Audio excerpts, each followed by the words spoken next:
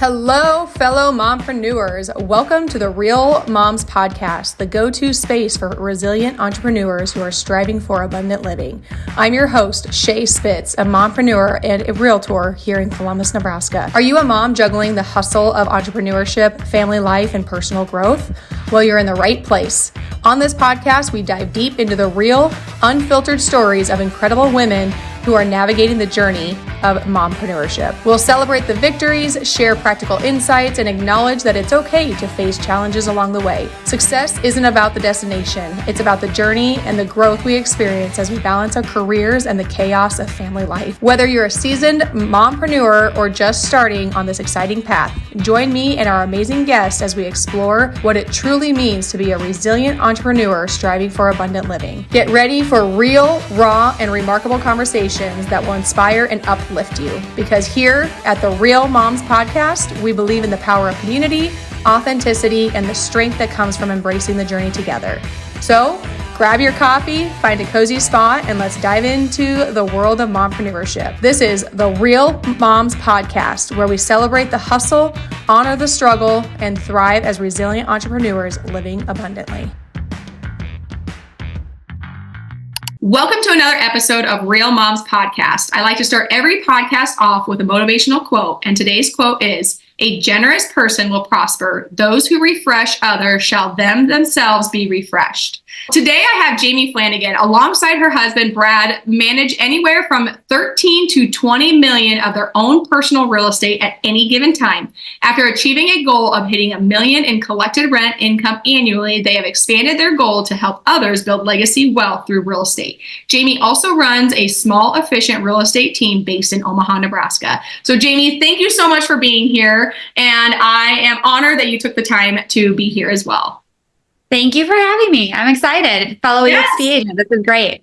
Yes. So tell me a little bit about, we kind of talked obviously before the podcast, but tell me a little bit about your journey and what got you to where you're at today. We talk about family and kids and businesses. You've actually had a couple different ones over the last 15 years. So tell us a little bit more about you.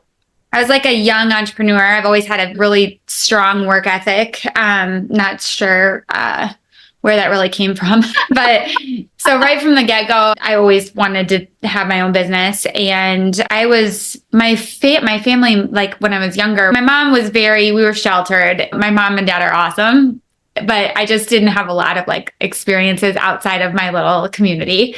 And so when I graduated high school, I went to Vegas on a whim, and I met Brad in Vegas, and we had my daughter. So I have a story right there. Yeah, I have a maternity shirt that says what happens in Vegas doesn't say in Vegas. So from there, it's kind of interesting. I had my esthetician license. So that was kind of what I did in the beginning. I did eyelash extensions and facials and waxing and all that stuff. And then over time, ended up owning my own salon. Brad and I got married and had Hannah at the time. And then we ended up actually separating. And in that journey, I bought my own house, a little 2-bedroom, 2-bath for me and Hannah to live in. And my goal was to convert. I was like, okay, I'm going to get a 15-year FHA loan. And she was 3 years old at the time. I knew when she was 18, there'd be a house paid off and at least I'd have money for college. So that was really my only goal, was to take care of her at that time. And then Brad and I were separated for, I can't remember exactly how long, but maybe 2 years. We were divorced and we ended up hanging out again after a couple years, and we ended up back together. So we both moved into that, or he moved in with me into that property. And then we found out we had baby number 2 coming. Oh my. And so we had 2 kids out of wedlock. I got one out of wedlock. I feel like that's just kind of how it has to start anymore. You're not going to go buy a car without test driving it. Exactly. So we got remarried, and that was that house that we lived in. We still own it today. It was our very first rental. So we grew out of it. Obviously, it was a 2-bed, 2-bath with 2 kids. So Brad actually used his VA loan and purchased a larger house. So we kept the loan on mine, rented it out. bought a house and I purposely say this because this is a way to structure, but that loan was just in my name. And then the VA loan on the next house was just in his credit in his name. And from there, became real estate investors on accident. We became accidental landlords. And the time I bought that house and my license was currently inactive, I was running my own salon, I think right around that time. And the real estate piece, Brad always jokes that he wanted to be a real estate investor, and it takes one property to call yourself a real estate investor. So he accomplished that goal through that one property. But then we saw what really happened is we saw the tax benefit on our taxes the next year. And I was making at that time working new construction. So this is fast forwarding. I ended up selling my salon. I was making good income in real estate and we needed tax benefits. And then we saw the benefit on our taxes from that one property. It's not much from one small property, but I was like, oh gosh, if we get this $3,000 in depreciation, what does it look like if I had, so I need 100 more of these now. So basically we started just evaluating and purchasing, and I'm a big person that the universe will provide you exactly what you need, and manifestation is a real thing. And didn't even know what that was when I used to believe it. And my mom used to tell me, I'd ask my mom for advice. She'd be like, don't worry about it. Like, I don't even know why you asked me for advice. Everything that you like tell yourself is going to work out, it works out. So she would just be like, I just trust now because you do crazy things and it works out. And I don't know how. So I went on a listing appointment, and one of our next purchases was, I actually bought the listing. They got an offer from an FHA buyer. They asked for a whole bunch of repairs. The sellers were super overwhelmed. And I was like, well, repairs don't scare me. Let me see if maybe we could buy it. I didn't think we were in a position to buy a property. My husband figured it out. And we've been working that way ever since. Like, I find the property and he figures it out. Yeah. But it's just those small little steps that you take to get where you're at today. Yep. And you and I were talking a little bit about before, because with my podcast, it's Resilient Entrepreneurs and Abundant Living, as we had spoke, that people might look at somebody's social media and think, oh, they have it all. I mean, can you kind of talk about, because that seems simple, right? It seems simple hearing that story, but there's always more to a story than just that. Because when you're going through all of that, obviously you guys are now working together, but you also had some struggles. So what did that look like getting back into the relationship and getting back into real estate and kind of handling that with two kids? Now, I guess my other question is, where are you guys both from? How did you happen to meet in Vegas and end up in Omaha? So I grew up in Minnesota, but my mom and dad got divorced, and my mom ended up moving back to Nebraska, where her family's from. Okay. And then my dad also ended up moving. He's close. He's in Iowa, but also moved back after I was grown. And so both my parents were here in Nebraska, and then Brad was from Chicago. And so we both ended up in Vegas. We met. And then when I found out I was pregnant, I was like, obviously having a baby in Vegas. And so and I had an apartment in Omaha. So I was just charging. I was 22. I had a brand new Capital One credit card. They thought I deserved $3,500. I didn't really understand paying it back at that time. So I went to Vegas and it was just like swipe. So we basically came back from Vegas with my credit card debt, but I had an apartment, and that was the one thing. I was like making sure that my apartment rent was paid, and my mom was taking care, checking on the apartment. I had 2 cats. She's like, you are nuts. I was only gone for September, October, a couple months. But So Brad and I ended up moving back, both of us, to Omaha, where I had an apartment, and that's how we ended up here. That is just the craziest story. I absolutely love it. I absolutely love that. But that is literally probably the craziest story I've ever heard. It's pretty nuts. Yeah. So how long were you guys married before you separated and got divorced then? So we didn't know each other well enough, I think. And also we were just young. And I was like, I know I did. I was still I wanted to be free. No, I just had an experience I don't know how to explain that, but I probably 9 months we were married. We were probably together a year and a half or so between having Hannah, 2 years, having Hannah and then being married. So about 2 years, and then we divorced and we got back together. And that's the timeline I don't remember, but we got remarried, I think we had my son in 2014. So my daughter in 2009, and the timelines there, I can never somewhere in that area. Yeah. So then I'm assuming he stayed in Omaha during that time? Okay. Yep. Okay. Yeah, we were both in Omaha. And now his parents are here. His whole family, his mom and dad moved here. His brother is here. So we've kind of established some pretty significant roots here in Omaha now. Yeah. Yeah. Oh, that's awesome. And your daughter's 15 and then your son is 9. Is that what you said? Yeah. Yep. Okay. Okay. That's awesome. Yeah. So, okay. So you sold your salon. You guys started getting into investing and you reactivated your license, right? And then your husband's a lender. Is that correct? Yeah. So Brad's a lender. Still does that.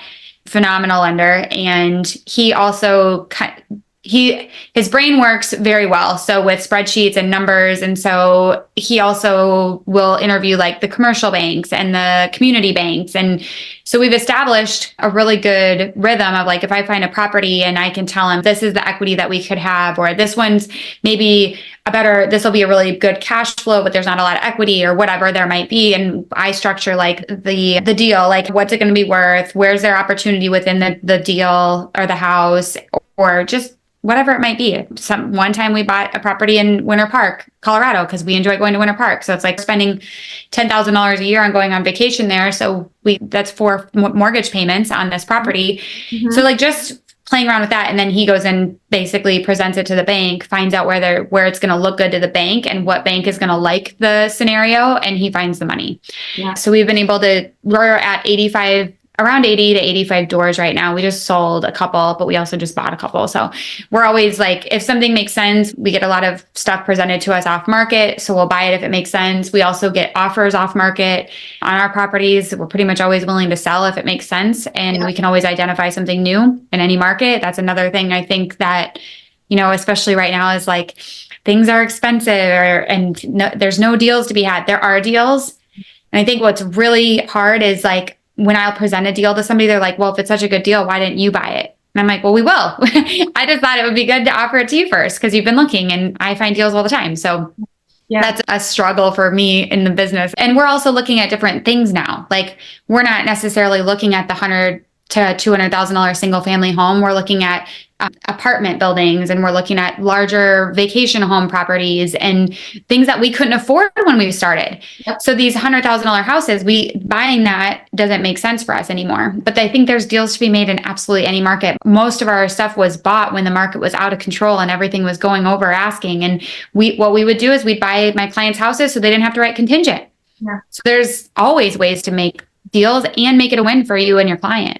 And it always has to be a win. It's like a win-win-win. It makes sense for them, makes sense for us. Everybody's happy. Everybody agrees because you don't want to be, especially a realtor and an investor, taking advantage of somebody who's trying to sell a house. That is not what you want. You don't want that reputation. You truly want to help somebody out of a bad situation if it makes sense for you financially too. And I think that people, especially agents, get themselves into some sticky situations because they're really only looking out for themselves. And then, the seller finds out later that there wasn't some disclosure and that's where things can go wrong. But if you have like full transparency, or disclosure, everybody's happy. I've purchased properties as well because again, they wanted to make an offer on a house. The house needed some work. They didn't want to do a contingency because they wouldn't have gotten another house. I ended up buying it. It ended up needing a lot more work than we anticipated. That happens a lot. Everybody walked away happy, I guess. Yep. That's fine. But hey, that was a depreciation to offset. Exactly. So there's always pros and cons. And like you said, when it comes to properties and depreciation, I'm sure that you've probably done a cost segregation before. Have you ever done a cost segregation? So we haven't needed to. We've definitely talked about it, but we also don't want to repay if we end up selling. So this is a really good topic because cost segregation can be really awesome depending on how long you plan to hold the property and the actual value that's within it. We have one building that we probably will end up doing cost segregation, but we had enough with all of our properties and the portfolio value because we've got some higher priced ones. We had enough depreciation that it pretty much offset our tax liability completely. So we didn't necessarily see we didn't have the benefit that other people would. And the other thing is like this is part of, we teach a boot camp and we go into all this. I actually have a CPA come on and we do like a 7-week boot camp, and our CPA comes on like week 4. She's amazing. But depending on if you're W-2 and how like having the active real estate income, and if it's an Airbnb and can be treated as the hotel exclusion, all these things. So, but yeah, so cost segregation, sorry, I just went on a tangent. No, that's all good information. I love tax benefits. I have an Airbnb, and it's obviously the depreciation is different than the passive long-term rentals. There's pros and cons to both, but yeah, so no, that's all really good information. You said that you have a boot camp. You do them fairly regularly. What is the cost of that? What does that look like? So we've got some free classes. That's good. Like if you're just like deciding, is this right for me? Now, if you've already probably most people who do our paid boot camps will actually, they're really good. I will probably increase the price, but right now they're $24.97. So it's 7 weeks. We have an attorney that comes on. We have our CPA that comes on. Me and Brad actually goes through all his spreadsheets in week 1. So he actually teaches you how to create your personal financial statement so that you can actually work with the community banks. And then week 2, he goes through how to find the money, like literally his email template that he sends to the banks. And then the final weeks, I go through how to identify a property, how to market the property and rent it prior to even closing on it. So basically you close on it, you get your tenant moved in, and so minimal vacancy, and then how to keep it rented. So even when it goes vacant, how do you replace the tenant very efficiently? So those are that boot camp. I think we're going to do those 4 times a year. We just got done with one. We're launching. But our free classes, we do about every 6 weeks. Okay. And you can go to bradandjamieflanagan.com and we usually have them posted. Okay. So it's Brad and Jamie is, is it and A-N-D or is it an and sign? So Brad and Jamie is Jamie, and then Flanagan, Flanagan. Okay, .com. Like how many right here? Okay. Yeah, I checked out your guys' website. It looks very, very impressive. Like I said, I mean, we do a little bit of investing, but definitely not to that scale by any means. And there's just a lot of different ways to get creative with investments. And one thing that my husband kind of struggles with is we may not make a ton of money of annual income avenue or annual revenue off of our rentals. I mean, it's fine. But that's not where the money's at. You know what I mean? The money is on the tax side when you're trying to offset other income. Yeah. That's where we've seen tons and tons of savings. Yep. Especially when we had to do a cost segregation. Oh yeah. It's significant. But there's a downfall to that because then you're depreciating that property much quicker. So then how long are you going to hold on to it? So that's kind of where I'm getting to the point where we're probably going to need to sell ours to make it make sense for the tax benefits, Yeah. I had a buddy, one of Brad's buddies reached out to me a while back. I think this is a great idea. We need to probably implement it. But where you could sell each other your Airbnb, like you have a $300,000 Airbnb and I have a $300,000 Airbnb. We just sell them to each other and then you can cost seg everything. But you already know it's working. You already know the income's there. You're not selling because there's something wrong with the property. It's nope. We're just mutually benefiting from the tax benefits. And it's almost like, I'm going to add that to our mastermind. Yeah. Now question when it comes to that, could you get into trouble because the IRS do you know if there's any as long as you're paying market value and it's a legit sale. I mean, it would be a legit, I'm selling you this property. Exactly. Coincidentally, you're selling me this property. Yeah, definitely talk to your attorney and your CPA. But I mean, I don't know why it wouldn't. Because I think about even within our off-market stuff, we've had investors that have sold us stuff and bought the stuff back from us. And just coincidental, it's, oh my gosh, my brother reached out and he's looking and I know that I sold you guys this house and it'd be perfect for him. Would you guys sell it back to me? And I'm going to sell or finance it to my brother. Mm-hmm. But just you're being in the investor world, it's like you already know without having to put it on the market, kick Airbnb, stop the income for a little while.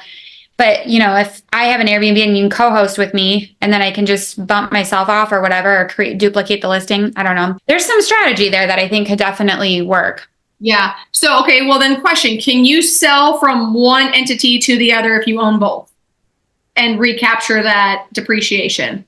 I didn't think so, but Not if you own both. Okay. Yeah. What if your husband owns one and you own the other?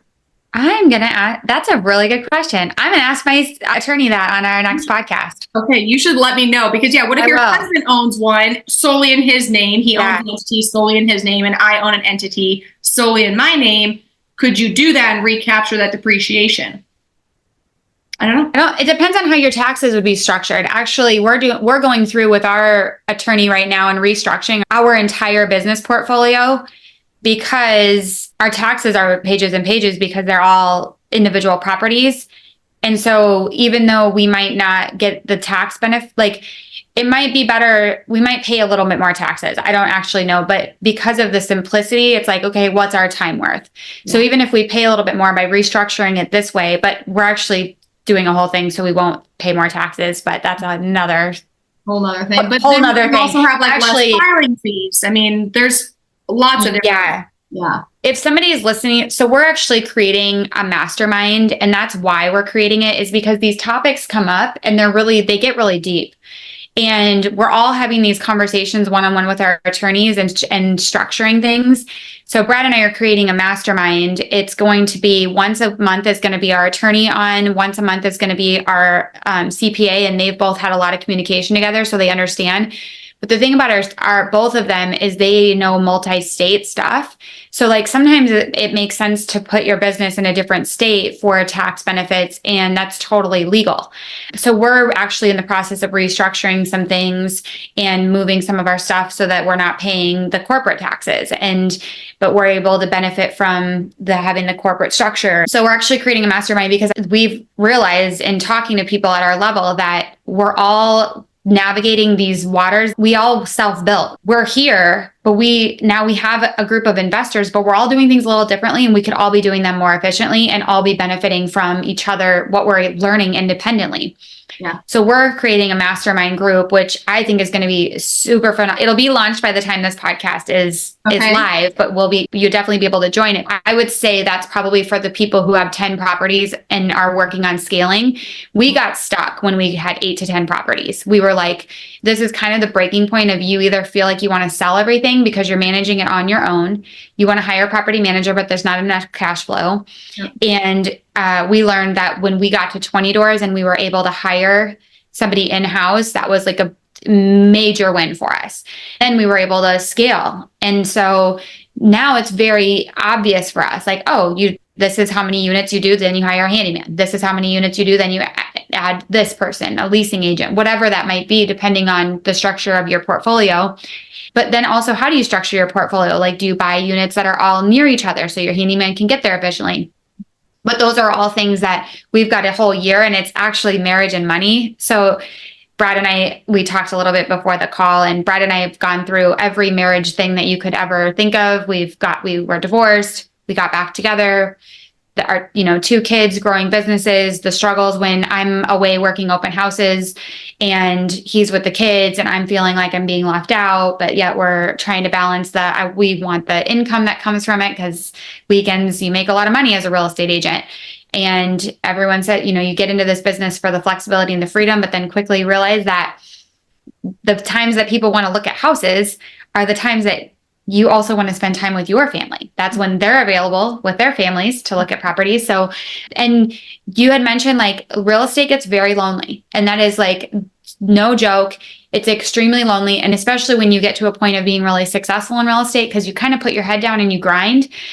Not kind of, you do. I don't go to a lot of the real estate like community stuff because it's like, that happens and I've got a listing appointment, or I'm going to go look at a property, and those things, take top priority. Precedence. Yeah. Yeah.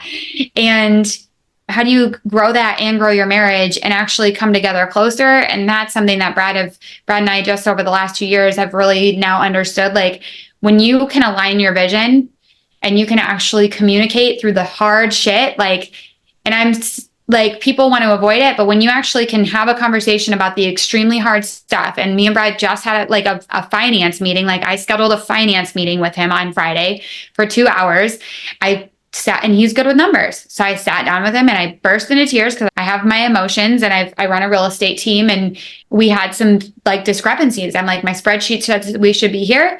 We're actually here and I can't figure it out. I need your help. And it's hard for me to even ask for help. And so we figured it out. I was like, oh, I'm taking all this referral business and I'm sharing this because I think this is good stuff for people that are running, it's like everyone says, get into a referral only business, like get referrals from other agents. Well, I have a team. And so I'm paying, the way that my team is structured, I actually pay salary, and it's always worked very efficiently for us.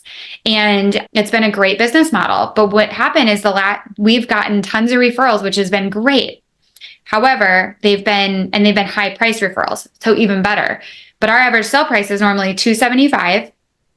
If we're getting whatever commission, when now these 3 houses were $750 or $950,000, and I paid out a 30% referral. So I basically lost 30% of my income on 9 deals. Cause if you take whatever it was, 8 or 9 deals. So there was this huge gap. And so we evaluated the business and we're like, okay, I can't pay out. I got to figure out how to restructure my team so that I'm not having this overhead on the referrals that I'm getting. So and then it's like, well, then I have to handle my own. Well, I need my team. So so we're in it right now. We're like navigating, how do we handle this? Do we take referrals? Do we not take referrals? Of course, I always want to take somebody's referral, but we just have to work through, okay, where do we fix it?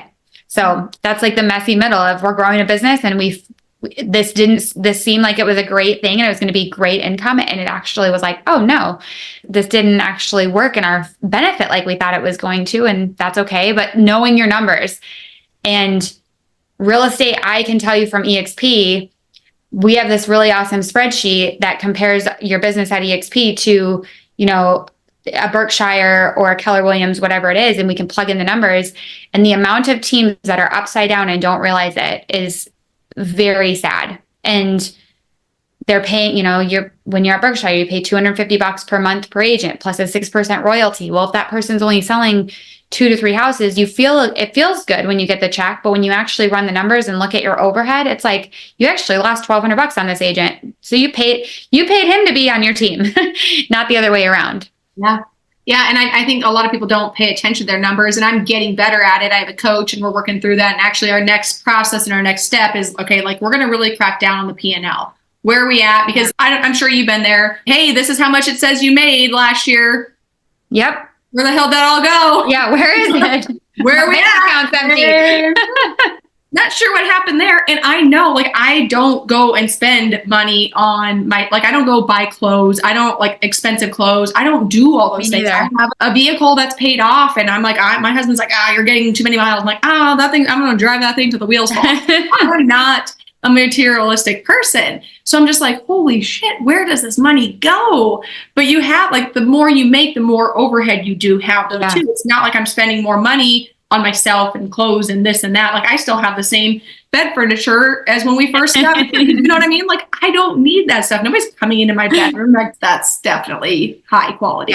Yeah, I'm just not. But but you look at your income and you're like, damn. Yep. But so that's why you said it is important to know your numbers. So my coach and I are going to work through that. I need to be better. I wish I handle all of our finances, and I'll be the first to admit, I wish I was better with numbers. I wish I was better with the Excel. It's not my forte. I don't love it. I hate it, but I know that I hate taxes, but I know the importance of it. But yeah, I wish my husband, he's good with the Excel spreadsheet. I'm like, so can you just do it? Yeah. But he hasn't. I do it all. So it's fine. I'm fine. We're all fine. But yeah, so I don't know. I don't really know. You should be in our mastermind. I know. I would love it because it's interesting because we have 10 properties and I feel stuck.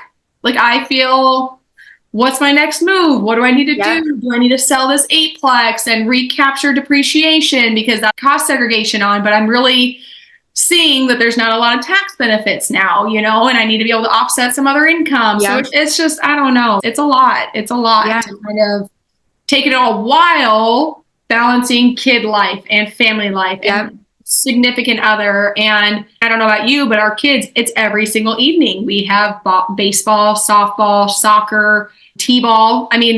literally for 10, 11 days straight, we had a sports activity. And over the weekend, it was 2 games or 3 games. And so, I mean, I don't understand how you T-ball and softball moms do it, because those sports are no joke.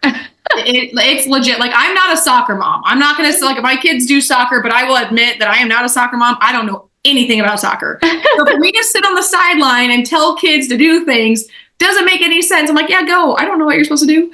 Softball, like here in Columbus, holy moly. Like, if your kids don't do baseball, like you're shunned. No, not really. Yeah. But I mean, and they do the Mariners and they do all these clubs. I'm like, oh my gosh, I don't know how. Yeah, we do. Hannah's in competitive cheer. That's 2 nights a week. And it's like, it's a lot. Yeah. And I think as they get older, they'll find their thing and you just kind of stick to that thing. Whereas when they're younger, like, we want to try all these things to help them figure it out. And then you spread yourself so thin. So we're getting to the point where my daughter's like, I don't want to do volleyball. I don't want to do basketball. Great. I love basketball. Basketball is my thing. But I'm to the point where, like, you don't want to do it. I'm not forcing you. I'm done trying to force you and fight with you and argue with you and me being upset with you because I can tell you're not giving it your all. I don't care if you're good or not, but if you're not giving it your all, that's where, like, I get irritated. Yeah. So that's all it would be. It would just be a constant fight. I'm forcing her into something that she doesn't want to do. And then I'm upset with her for not giving her her all. Come on, Shay. That doesn't make any sense. She's going through that right now. She doesn't want to do it. And then I sign her up for it. And then I'm mad. Yep. You will love this. This is fun. But no, I think that's just, it's just trying to do it all while growing and hitting your goals. And it's a lot. Yeah. It's a lot. But yeah, I mean, I just want people to know that they're not alone. And like you said, I mean, like, every new level is a new devil. So, like, you guys are going through the thick of these growing pains. And it's not something that you anticipated, but it's something that you're going to have to work through. But it's working through it. It's not avoiding it. You have to be able to work through it. And that's like with their relationship. You have to be willing to have those tough conversations, because it's the people who can have those tough conversations who do the best in life. Because most people try to avoid them, but you have to have those tough conversations. Even when you're working with a seller or buyer, like, you have to have those tough conversations and maintain emotional intelligence. Yes. And I think the sooner you have the conversations, it's weird because there are some conversations that, you're like, I knew this was going to be hard and it was harder than I thought. But for the most part, when you have the conversation, most people were already prepared for something. Mm-hmm. They were like, and not hearing any news is like just worse on them. So them just knowing what they're dealing with and then providing the solution. Mm-hmm. So making sure, I can say, like, with me and Brad, a lot of the things that we might struggle through, it's like, and it's people, I'm going to reference men and women the way that it's in our marriage, but I enjoy date nights. That's not on the top of his mind. And so if I want to have a date night, why wouldn't I just plan it? If I actually enjoy it. We think we have this pride. We're like, no, you should do it. Yeah. You're right. Yeah. And then if I'm like, hey, whatever it might be, we're going to Mount Rife next week in Colorado. And it's like, that was a ticket. It's like, if you want a date night and you know what you enjoy, I was just talking, it was funny. I just had this conversation with some women I really enjoy, but they're older. And so they've been married double the time I have been. And the conversation around, like, planning vacations came up. And I was joking about the travel princess Instagram reels. Have you seen those where it's, I'm the travel princess and it's, my wife packed my passport and I don't know where we're going and I don't know what airline we're flying, but I just like going through the airport. And so Brad, this is not my husband, but I book everything. But he doesn't really even care to travel. That's a thing that's very passionate for me. So for me to think he's going to go research the places to go, book a trip, that's not his strength. Yeah. And so work within our strengths with the rental portfolio. We figure out our strengths and weaknesses, and that you're assigned to this and I'm assigned to this, and we don't overstep, just like a business. When we buy rentals, this broke and now you picked the property and this happened, and you can just say, okay, I picked the property. It's not going as planned. Should we sell it? And I identified something new.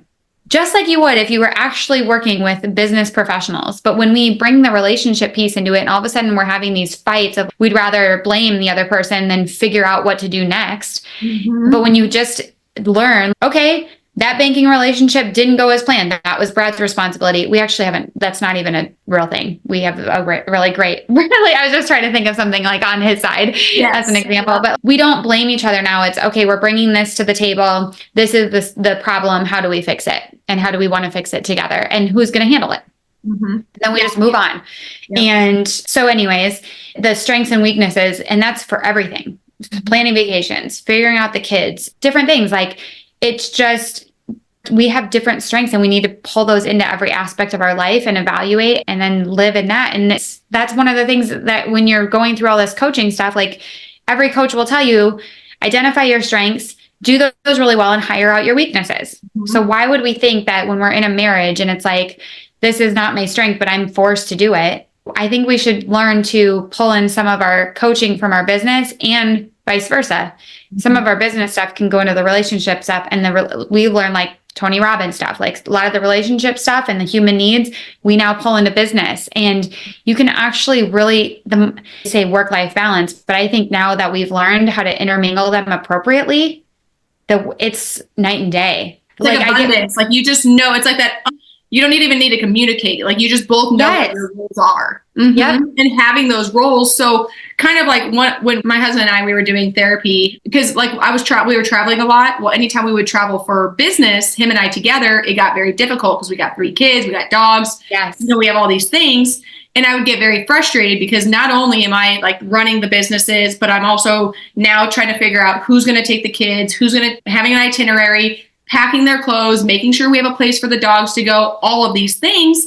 And it just came down to it. And the therapist was like, okay, well, Shay, what could he do? Because I'm doing the booking, I'm booking the hotel, doing the flights, paying for everything, all of that. And then the husband just packs his own stuff and just comes along. I'm like, oh, he's a travel princess. Are you stressed? Are you, because you look like you're enjoying this right now. But she said, what would be one thing that would help you with this? I said, honestly, handle the dogs. That sounds so simple, but so then after that, he just started taking care of the dogs. Now, the first few times I did have to remind him, like, hey, where are the dogs going? Who's going to feed the dogs? Are they going to go somewhere? If we're going to have them go somewhere, are their shots up to date, you know? And so like he started handling the dogs. That sounds simple, but that took so much off of my plate. And then now moving forward, as we go, hopefully he'll start doing some more things, but it does help just knowing your roles, like who's taking care of what. And it's just like kind of like sports. When you work so much together in sports, every individual player knows their role and you just trust the other person is going to do what they're supposed to do. Yep. 100%. So yeah, it's abundant living. And it's not like you can have it all, but you got to figure out how to incorporate all of those pieces together. Do you bring your kids into the business at all? Yes. So if you guys haven't read Tax-Free Wealth, I highly encourage it. I'm pretty sure this is in there, but my daughter's on payroll. So that's actually the CPA that's part of our mastermind is a Tom Wheelwright CPA. So he wrote that book. It's phenomenal. I think it brings up like hiring your kids, but my son just started his own lawn care business. He's 9 and he went and created a website, but he has grown up in our business. Like he used to walk properties with me. I have the cutest video of him when he was little, walking through this like literally gutted house. There was nothing. And he's 3. He's like, Mom, I think the bedroom would go here. Actually, no, the kitchen will go here. And then me and you will sleep in this room. I'm like, where's the rest of the family? He's like, no, that's okay. It's just me and you. And so he was like super cute going through the house. But I'm like, he got to see those things really young. He's helped me paint flips before.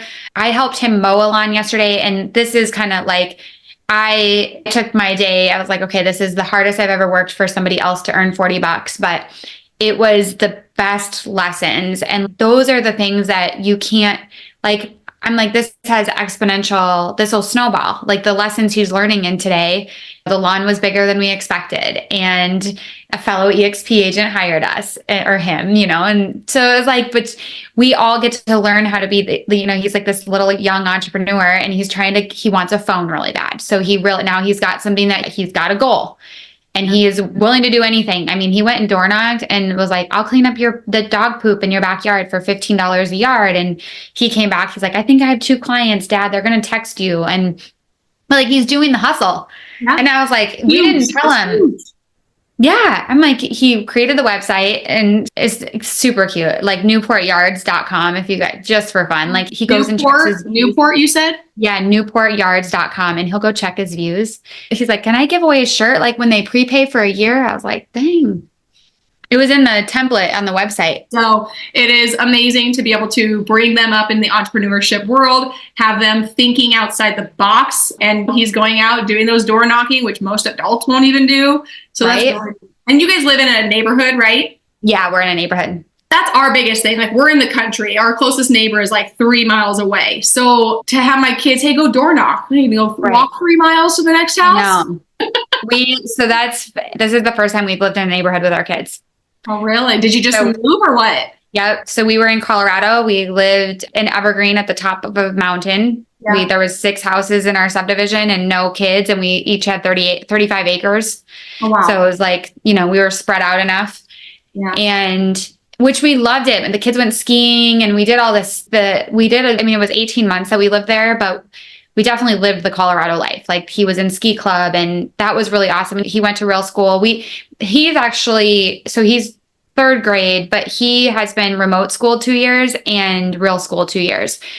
So a lot of it was cool. Like I did Russell Brunson. I worked when he was remote school. Like we did ClickFunnels together and read a little bit of the book. We didn't get very far, but at least I instilling some of these concepts that as an adult, I'm like, I'm learning this at 36, 35 years old. I'm now 38. But when I started actually learning how to do like the marketing and understanding it at a high level, I was like, gosh, this stuff, if I would have known, I took marketing in college, but the marketing class I took was not like, it's just different. The digital marketing and social media and Facebook ads and TikTok, like marketing, when you talk about PR and what you can do on social media, it's really, there's just a lot that you can do. And I was like, I really want him to learn this at a young age. If he doesn't do anything with it, no worries, but at least he has that minor, like you said, introduce him to a lot of things and then see what they like at an early age. Yeah, absolutely. Okay, so moving forward, I'm going to ask you a question. So what is one piece of advice you could give your younger self or a newer entrepreneur who's starting out? What's one piece of advice that you would share? 100%. When people tell you that the win is on the other side of the struggle, like when you feel like you're ready to give up, the win is right there. Like I gave my salon. I put my all into that. We were going to buy a building. I ended up finding out that we couldn't buy the building because my landlord, who agreed to let me out of my lease in the very last week, said no. So the bank required her to sign off saying you won't have this debt obligation anymore. She sent me an email and said, I've changed my mind and I'm not letting you out of your lease. I lost $20,000. However, I lost 20 grand at that time. I mean, that was probably my entire income when you own a salon. Like it was that hurt. But I reactivated my real estate license. I ended up getting into real estate if that moment hadn't happened. And I had people like signed up to move into the building. I had small businesses locally that I was involved with. Like I had to call these people and tell them, hey, I know that you were planning to we were going to close on the building and you were going to move your business in a month and a half. We can't do it anymore. And the emotion and the trauma that I went through with that was like, the pain I went through is like still clearly there. But now I'm like, holy shit, if that hadn't happened, we wouldn't have bought real estate. We wouldn't be here. Just on the other side, there were so many lessons that came out of that. And I learned so much in that 9 months of negotiating that commercial building. And we had another agent involved who was on the commercial side. And I'm like, I learned, and I would write my own, now I would write my contract knowing what I would want in that contract for due diligence and how I would want the earnest deposit structured and the reimbursement, how to get that back if something were to go wrong like that happened. But it was a very expensive lesson. But the snowball effect of what I learned, and now I was able to write my own contract on an apartment building and multiple, we own 3 now. So it's just, the struggle is worth it. And I know that's hard to hear when you're going through it and you're thick of it and you cannot see through the forest. And even marriage, like the marriage problems. Brad and I have been through some really hard things. And I can tell you, our marriage today is amazing. And we've gone through the hard things, the things that you say, we wouldn't stay married if this happened. We've been through it and we stayed married and we've had lots of people go, I could never do that.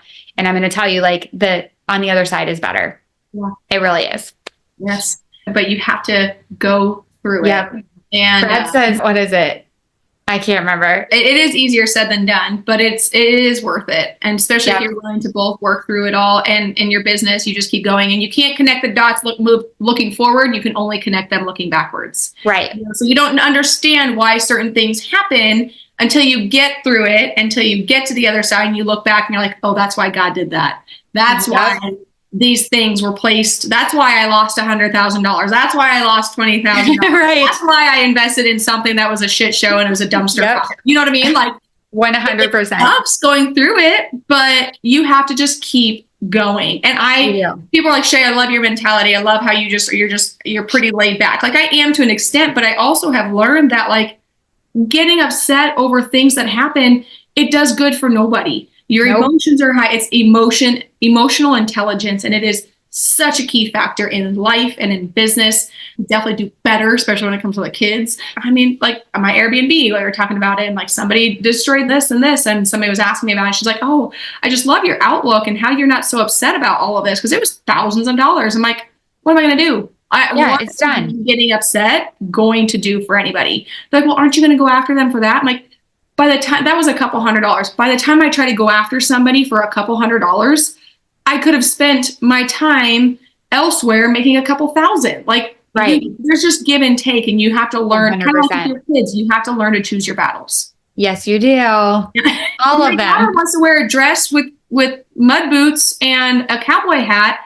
I'm not going to battle that. Right.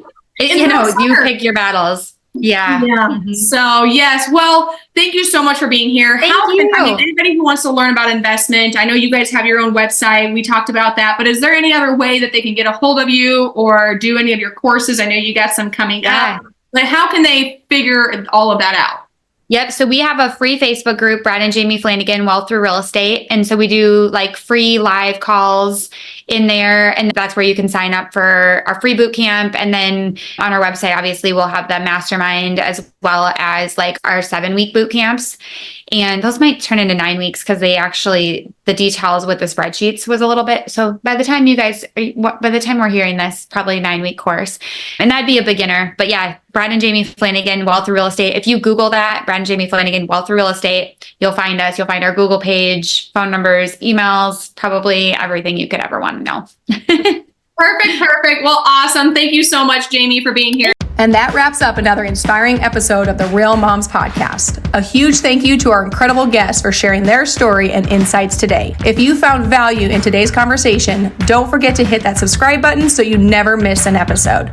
And hey, sharing is caring, right? Share this podcast with your fellow mompreneurs, friends, and anyone who you feel could use a dose of inspiration. Share it on your social media as well.